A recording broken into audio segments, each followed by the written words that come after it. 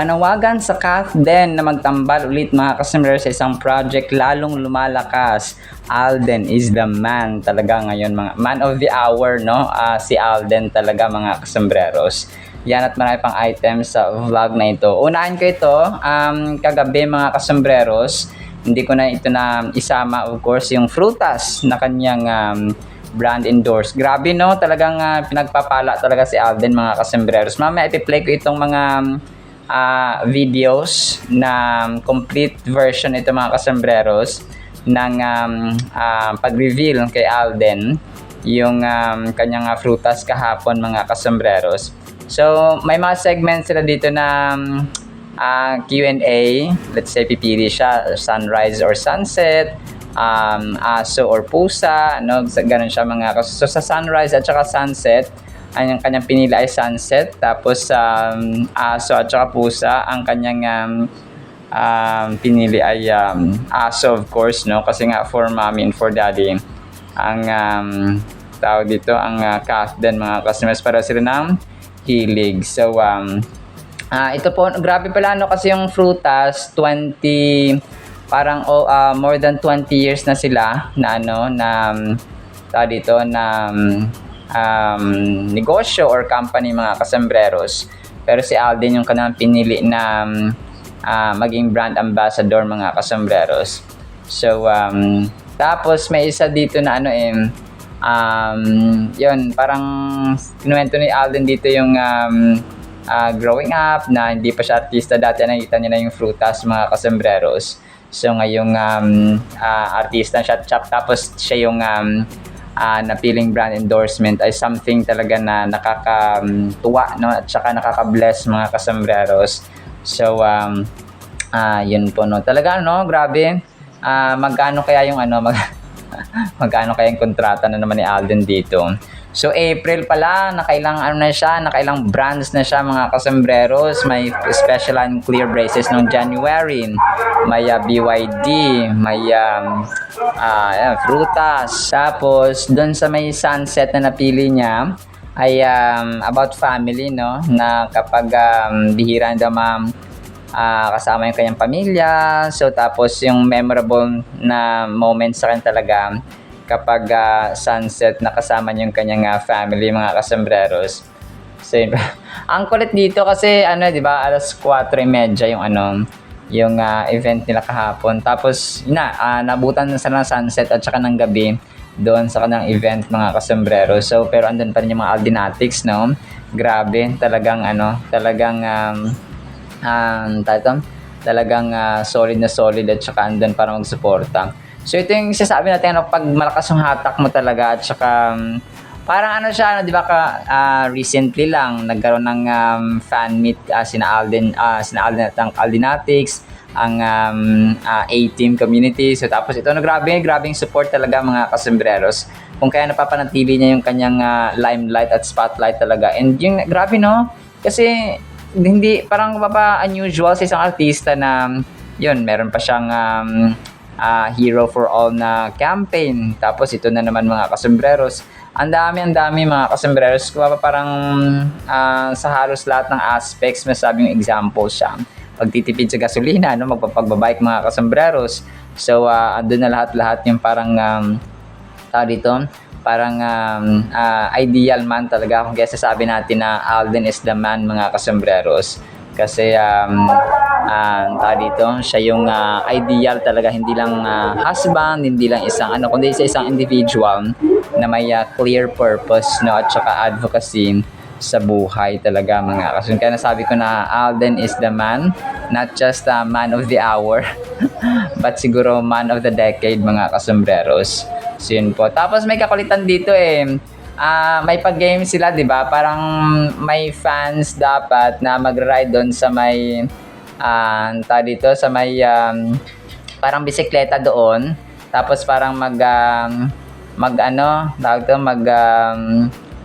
bibenta-benta kunwari ng ng frutas mga kasombreros. Tapos si Leia yung dito, tinawag niya. Sabi niya, Leia, sabi ka Ate Leia, sabi niya, uy, parang inainganyo na, sabi niya, Oo, halika dito, marami ka dito para mas marami tayo. Parang magba-bike lang daw siya tapos mag-blender lang, sabi ng ganoon ni Alden mga kasembreros. Tapos yun, si Leia naman tawang-tawa. Ewan ko natuloy siya dito, si Leia mga kasembreros. Kasi parang, di ba ganoon naman talaga sa isang event, kailangan may mag-try para makita ng mga tao na marami nag-try and so on mga kasembreros. Tapos yun, niyaya niya si Leia mga kasembreros. Si Leia M na ito mga kasembreros ay sobrang solid na fan ito ni Alden, no? Nakita ko talaga sa mga TikTok niya. Talagang solid na solid siya na Aldinatic mga kasembreros. Kaya nakakatuwa sa mga event na ganito na talagang ano siya, present mga kasembreros. So, talaga, mamaya pag ganitong sinabi dito ni Alden, mag-buy ka para marami tayong ano, andun sa dulo, oh, mag-buy ka lang tapos mag-blender ka lang, sabing ganoon. Ni Alden kay Leia mga kasembreros. So baka natuloy naman si Leia kung kaya nakat yung kanyang picture or yung kanyang video mga kasembreros. So dito may mga random na mga pictures si Alden doon sa Frutas na event kahapon. Sobrang fresh na fresh at poging-pogi niya, phenomenal box office Cinema King sa kanyang outfit or kanyang aura kahapon mga kasembreros. So talaga nakakatuwa. Tapos replay ko ito mamaya ha, itong mga videos na na-capture natin mga kasembreros. Yan po. Tapos ito, natutuwa ako dito ha. Hindi ko nakuha yung pangalan ng mismo nag-post sa Facebook kahapon. Ito pala, Starloop Network pala siya mga kasembreros. Sabi niya dito, hindi kayo maniniwala sa tunay na dahilan kung bakit biglang sumagpot si Denver sa set para makipagkita kay Alden Richards. Sa isang industriya madalas puno ng matinding competition at fans, fan wars, ang hindi inaasahang kilos na ito ay nagpadala ng shockwave sa social media. Inilarawan ng mga saksi ang atmosphere ng malalim na respeto habang ang dalawang higante ng pelikula ay naghaharap sa isang mahalagang yugto ng kanilang karera. Ang bigat at emosyon sa pagbisitang ito ay higit pa sa simpleng pagbati at ang revelasyon ni Alden tungkol sa kanilang usapan ay dapat marinig ng bawat fan. May plano ba silang magsanib puwersa? So ito, hindi ko na alam kung syempre dito gaano totoo no mga kasembreros. Pero totoo ako dito na parang si Daniel at saka si Kat at saka si Alden ay napag-connect niya dito mga kasembreros no. Pero ito po ay siguro out of imagination no or creativity lang ng Starloop Network mga kasembreros. Nevertheless, na maraming salamat. Unang tingin ko nga dito kasi may pictures, di ba, na Alden, ni Kathnel, at saka ng Kathnel. Inisip ko nga dito yung siguro yung time na parang minessage ni Alden si Daniel na nagpapasalamat siya sa tiwala, no? At saka yun, na parang kay Kath, mga kasembreros, na nagkaroon sila ng movie na Hello, Love at Goodbye mga kasembreros dati pa. So, pero yun po, no, talagang. And grabe, no, next items tayo mga kasembreros. Grabe, kasi na-feature si Alden sa halos halos lahat ng mga sikat na mga publishers sa mundo ng showbiz, mga kasembreros. So, maliban dun sa na-feature siya sa Frutas, ay na-feature din siya dito sa, dito sa isang photography studio doon sa may pagbabike niya mga kasembreros. So maliban doon sa Marilaki something ay na parang parang photography studio, na feature din siya sa Photogenic. 5 hours ago, sabi niya, in frame, Alden Richards sa Trendsetter. April 15 pa ito mga kasembreros, no? Camera mo is photogenic. Up close with Alden Richards 2.0. So tapos niya yung mga pictures ni Alden doon sa may pagbibisikleta niya mga kasembreros na sobrang linaw, no, ng kanilang camera. So nakita ko doon sa Facebook page nito ng Photogenic ay yung kay Alden na post na yung may pinakamarami, of course, na likes or reactions mga kasembreros. Hindi nila kapagtataka, no, kasi nga siya ay sikat mga kasembreros. Tapos yun, na-feature si Alden naman sa Frutas niya doon sa may Manila Standard Life in Show 6 hours ago. Multimedia superstar Alden Richards is introduced as the newest face of the local food and beverage brand Frutas, no, mga kasembreros. Tapos picture niya, of course, pictures niya doon sa sa event mismo mga kasembreros. Tapos, yung frutas mismo, 2 hours ago ay na-feature din siya. Hindi nakapagtataka, no? Sa Facebook page mga kasembreros. A fresh new face is here. Welcome to the Frutas family. No? So, Alden Richards ito mga kasembreros. Sobrang igop-igop. So, grabe, no? Parang may nagawa na pala silang video endorsement na ad na para sa ads nga mga kasembreros. So, parang wala lang, no? Sobrang tahimik yung frutas for the last few days or for the last few weeks siguro na nag-shoot sila. Tapos ngayon, pinasabog na nila, no? Para naman tayong ginulat mga kasembreros sa pasabog na ito. So, talaga nakakagulat at nakaka-shock mga kasembreros. Tapos si Kath naman ay na-feature siya dito ng New Gen Trends, no? She's so pretty in yellow. Tapos medyo nakakatawa lang dito yung hashtag niya ay Mark Alcala mga kasembreros, no? Parang siguro ay maka-ano rin siya, maka-Mayor Mark Alcala mga kasembreros. Tapos major item tayo, panawagan sa Kath din na magtambal ulit ay mas lalong lumalakas mga kasembreros, no? Medyo yung boses na ito ay medyo ano siya, yung edited ng hindi siya parang nag-voice over sila tapos parang binabago nila na yung boses mga kasembreros na parang naging AI siya. Pero ito po ay pinost ng isang fan or ng admin mga kasembreros sa Facebook. Tapos kasi di ba may app na although ikaw yung nag-voice over pero iibahin mo, no, ganoon siya mga kasembreros. Pero hindi siya yung mga pictures, hindi siya AI mga kasembreros, hindi siya edited mga kasembreros. Ito yung mga pictures na pina-flash na dito ay totoo, no, during Hello Love Again at Hello Love Goodbye mga kasembreros, na kanilang mga pictures. So yun, parang sinabi niya dito na record breaker ang Kath din mga kasembreros, and so mga kasembreros. So mamaya i-play ko ito para mapakinggan ninyo mga kasembreros, no. Grabe, lumalakas talaga yung panawagan ng netizens mga kasembreros, no, na magtambal ulit ang Kath din. Ako man ay talaga nag-aantay ng ng kanilang pagtatambal muli, no, at saka lahat ng Kathleenatics, 10 ng mga Kathleenatics na fandom mga kasembreros tayo po ay talaga nag-aantay ng kanilang tambalan. So let's just wait and see. Si Alden ay busy pa sa kanyang Code Gray at saka sa kanyang Love Siargao sa mga susunod na siguro hindi ko lang, baka sa Monday magsimula na sila mag-shoot mga kasembreros ng Love Siargao kasi nga sabi niya April So tinapos niya na siguro yung frutas niya ng event, tapos ay lilipad na siya papuntang Siargao mga kasembreros. So abang-abang tayo sa mga updates ni Soiti, no?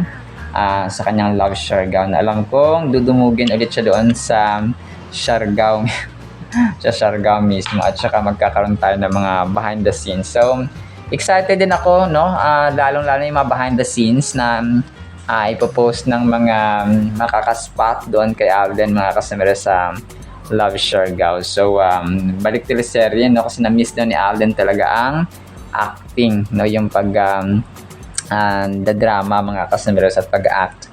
So maganda rin yung story nito, no, mga kasembreros. So let's just wait. So nakakatawa, no, kasi patapos na yung Someone Someday, siya naman magsisimula ng kanyang Love Siargao mga kasembreros with Nadine Lustre, of course, mga kasembreros, mga Kathleenatics. So yun po, no. Tapos last item natin, nag-post dito si Chard Fulkerson. Sabi niya, 1 hour ago, 1 dekada mo na akong tagahanga, Tisoy, mula noon hanggang ngayon.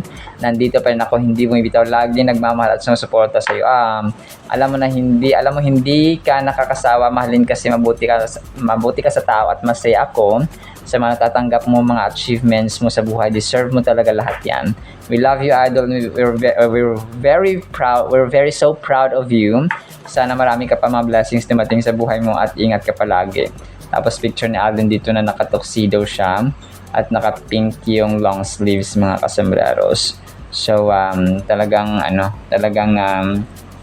dito si Alden ay talagang pinagpapala because of the grace of God, mercy, and of course yung kanyang pagiging kind, pagiging down to earth, pagiging approachable, pagiging friendly.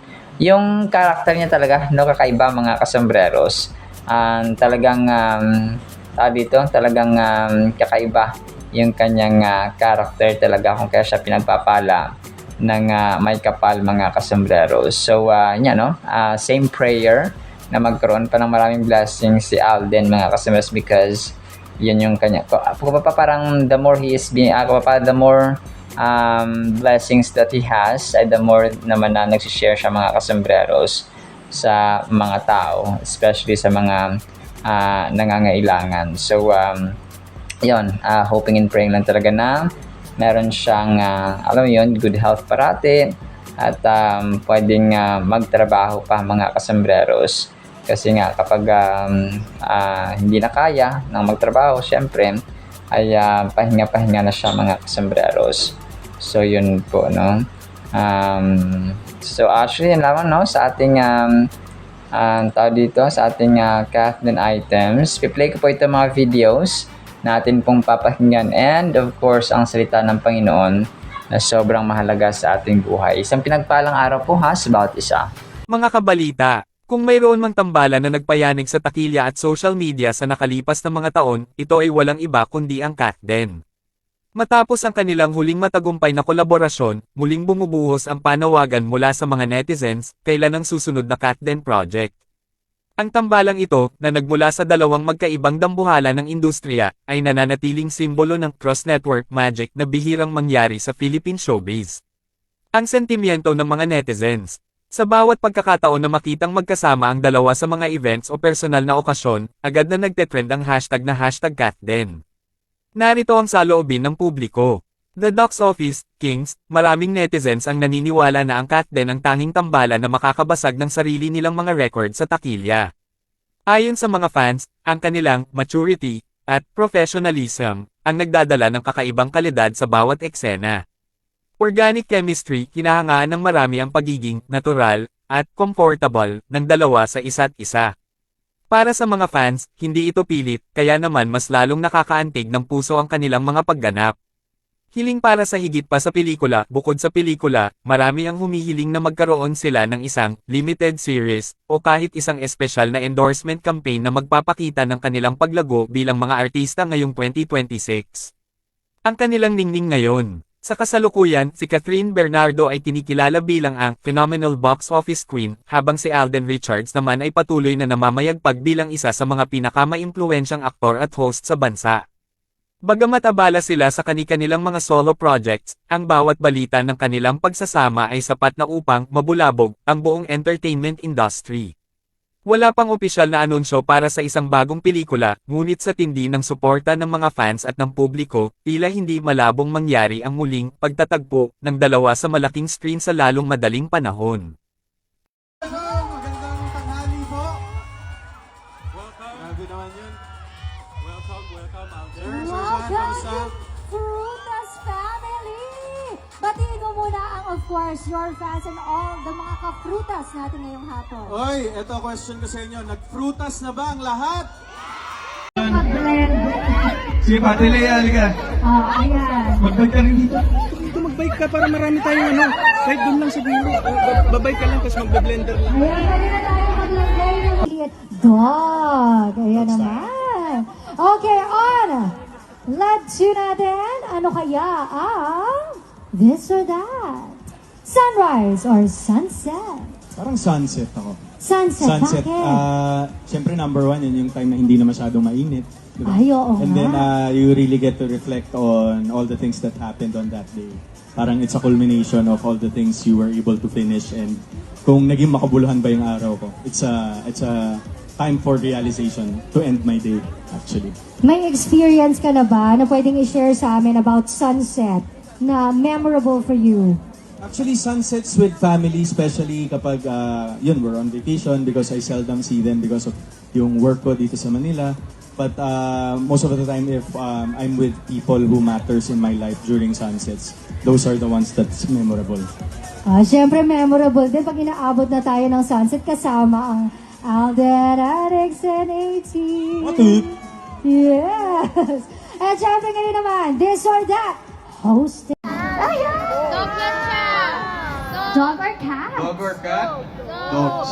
Dogs. Fast talk to pero may So, explanation. mas dogs kasi ever since I was young, yung mga aso talaga yung favorite pet ng family namin. And all of us are dog lovers, so mas makaaso tayo. Pero syempre, love din natin yung mga pusa at the same time. Of course. Or for babies. Ayan, Yes. mahal natin lahat. Pero kung mapipiliin, dog. Ayan naman. Okay, on. Let's do natin. Ano kaya ang this or that? Sunrise or sunset? Ang sunset. Sunset. Sunset. Bakit? Siyempre, number one, yan yung time na hindi na masyadong mainit. Ay, oo. And then you really get to reflect on all the things that happened on that day. Parang it's a culmination of all the things you were able to finish. And kung naging makabuluhan ba yung araw ko, it's a time for realization to end my day. Actually. May experience. 3, 2, 1. At syempre, kailangan nating sabay-sabay sabihin, of course, ang frutas. Frutas muna. Mamaya na yung ating tagline. Frutas muna. For the video and photo lang. 3, 2, 1. Frutas! Okay, Sir Lester, would you like to say a few words? Hello. Magandang gabi po. Labis po ako nagagayak. Kaya buong puso po ako nagpapasalamat sa inyong lahat.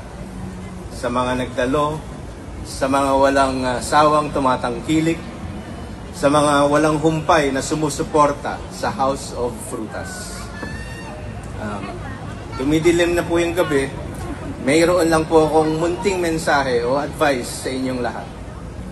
Kung talagang gusto po natin maging katulad ang ating idol na si Ginoong Alden Richards, araw-araw po tayong uminom ng Frutas Buko Juice saka Frutas Mango Shake. Tiyak po yan. Paggising po natin sa umaga, pagharap po natin sa salamin, kamukha na po natin si Mr. Alden Richards. Mabuhay po kayong lahat.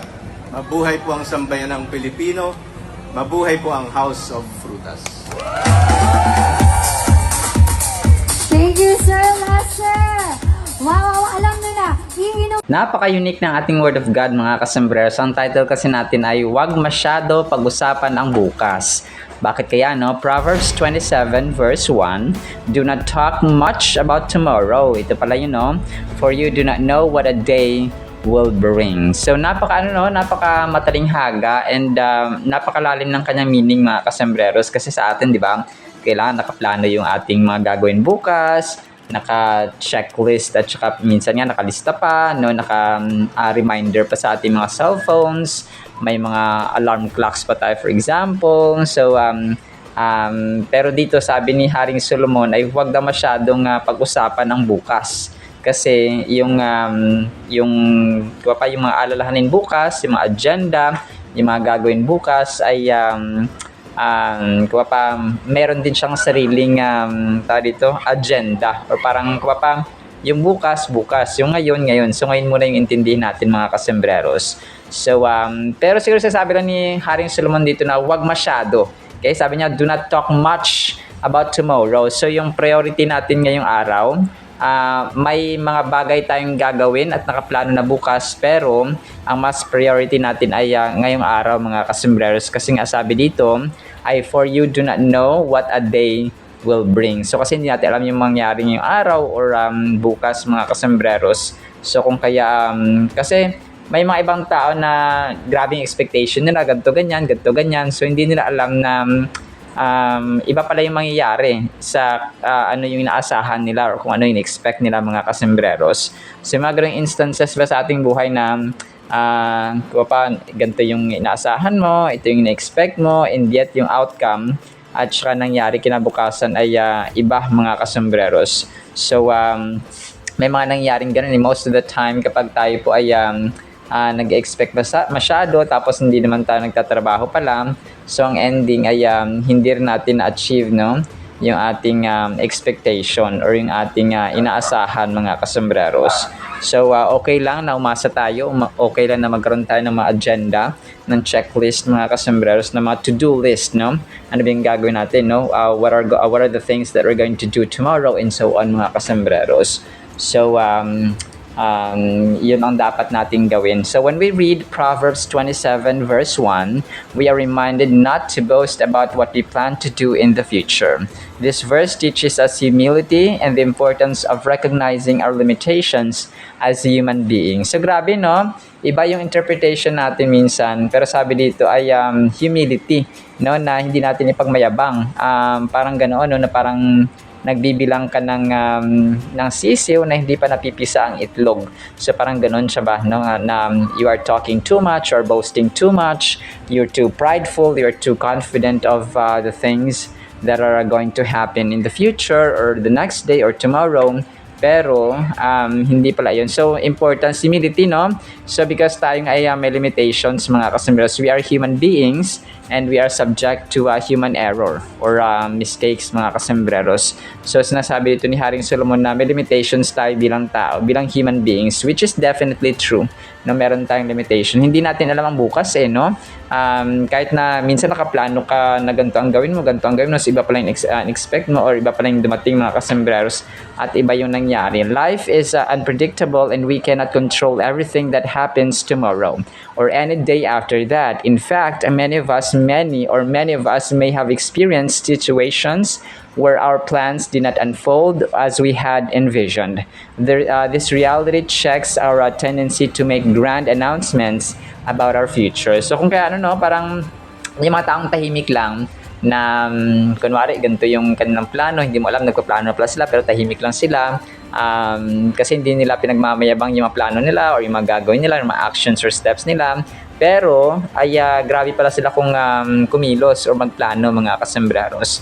Decisions and choices that they make are guided by God mga kasembreros. So kung kaya sa atin dapat ganoon, no? Dapat meron tayong alam mo yon, sense of direction talaga from God. As we explore this verse, it becomes clear that we should live in the present moment. So present, no? Kasi mas mahalaga yung present. Kasi nga, tinatawag siyang present kasi nga present siya mga kasama, present baka regalo. Yung araw na ito ay regalo mga kasama because God has given us another chance, another opportunity to live mga kasembreros, another chance to see, no, and experience the beauty and wonders of God's creation sa mundong ito. It's tempting to focus solely on what lies ahead, but we must also appreciate today because it holds its own challenges and blessings. Kung yung araw ngayon may sarili siyang challenges. Yung araw bukas may sarili din siyang challenges mga kasembreros. So ito yung gustong sabihin dito ni Haring Solomon, which is sinabi rin naman to ni Lord Jesus Christ na huwag tayo mag-worry about tomorrow because tomorrow will worry about itself. So ganoon siya mga kasembreros. By being mindful of our current circumstances, we train ourselves to be grateful, adaptable, and aware. So aware tayo sa mga nangyari, no? So may sariling blessings ngayong araw, may sariling challenges, ganun din po bukas. Bukas may sariling challenges, may sariling blessings. So ganoon po siya mga kasembreros. In society today, when we often see a culture of boasting and self-promotion. So napaka talaga nito, relevant kasi halos lahat ngayon, especially kapag content creator ka, talagang sige, kada post mo dapat maraming views, kada post mo dapat maraming engagements, maraming reaches, no? So ganoon siya mga kasembreros. Maraming naaabot. So self-promotion. Sa amin ni nanay, talagang kami din po nananalangin na maraming views yung mga vlogs ni nanay. Kasi for future references, ay nga, no, talagang kung loloobin ni Lord, ay may plano din kami na makapagpatayo, no, ng simbahan para sa Panginoon mga kasmas. It is for His glory.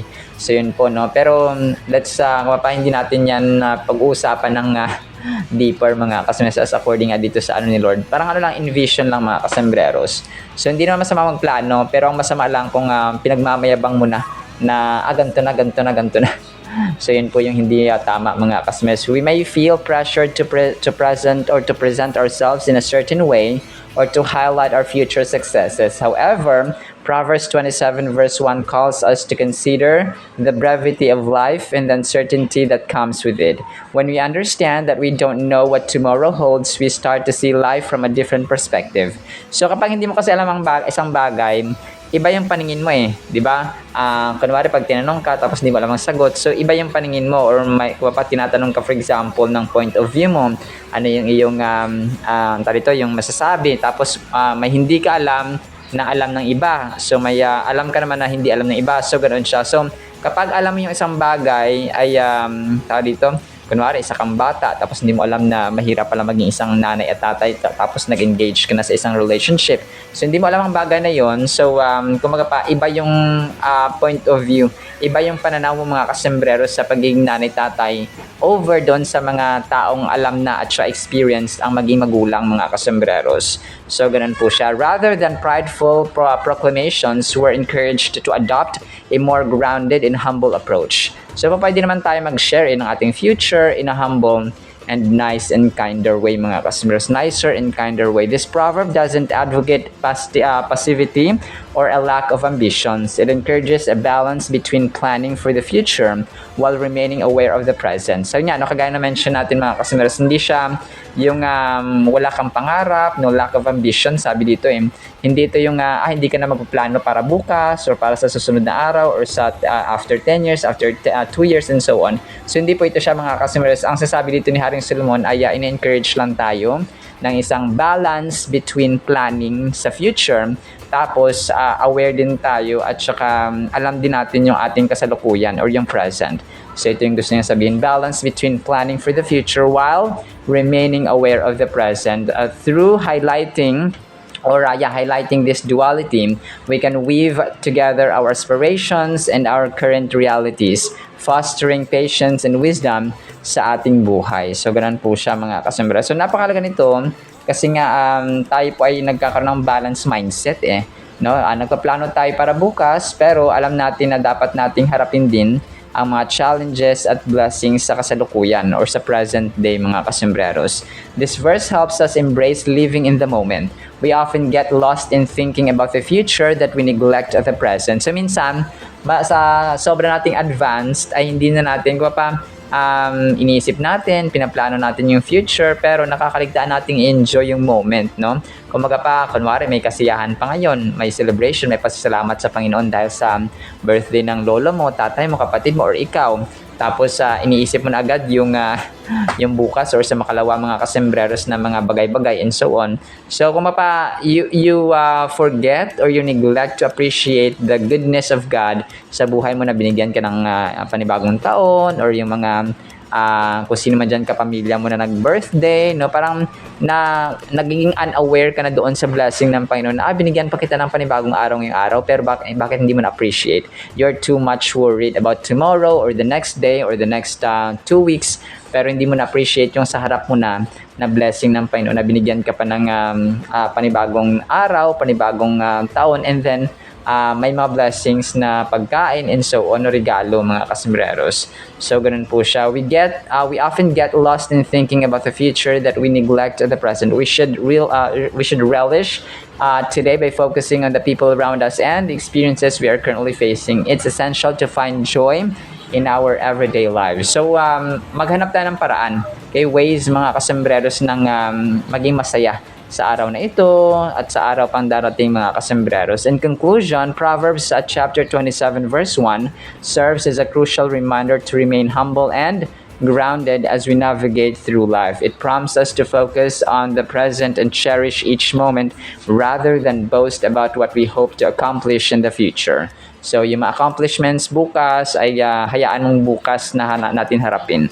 Bukas na natin namnamin mga kasembreros. So ang mahalaga ay yung sa kasalukuyan mga kasembreros. Yes, of course, we are aware of our tomorrow, no, yung plannings natin, yung mga future plans and decisions natin, schedules and so on, pero we should be aware and thankful of the present mga kasembreros because it's present, no, regalo ng Diyos para sa atin ngayong araw.